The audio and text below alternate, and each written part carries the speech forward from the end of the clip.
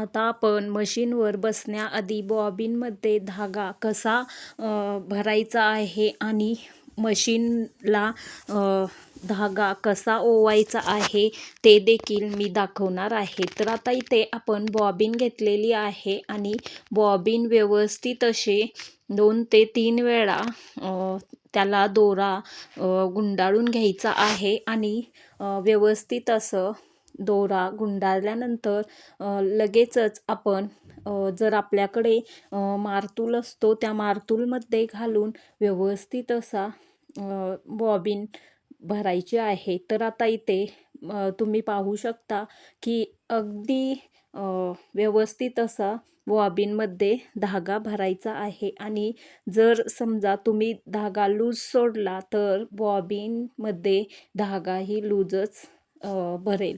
तर असं लूज भरल्याने टिपा देखील खराब येतील आणि टिपा व्यवस्थित येणार नाहीत. त्यामुळे घट्ट असे बॉबिन भरायची आहे. तर आता इथे आपली बॉबिन भरून तयार झालेली आहे. तुम्ही बघू शकता अगदी व्यवस्थित अशी बॉबिन भरलेली आहे आणि आता आपला एक ब्लाऊज तर पूर्णच होऊ शकतो. तर आता इथे आपण डब्बी देखील पाहत आहात आणि ह्या डब्बीमध्ये अशी व्यवस्थित अशी बॉबिन घालून आपला दोरा व्यवस्थित फिरतो का असं खाचेमध्ये मधोमध बरोबर हा दोऱ्याचा जे वरचा भाग आहे तो व्यवस्थित आला पाहिजे आणि नंतर चेक करायचे आहे की आपली बॉबिन व्यवस्थित भरलेली आहे का.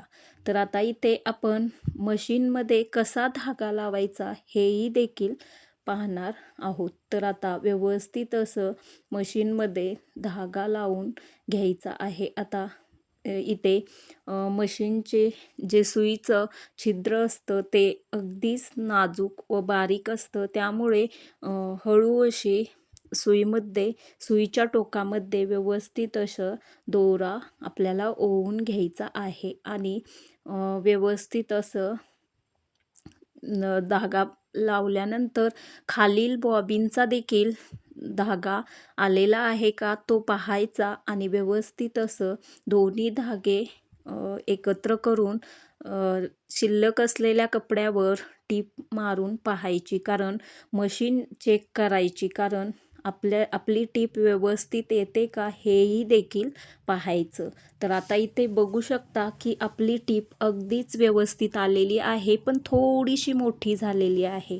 मग काय करायचं आहे की थोडंसं आपल्याला सेट करायचं आहे आणि थोडंसं खाली घ्यायचं आहे. तर आता इथे आपण पाहू शकता की आता आपली टीप देखील छोटी झालेली आहे.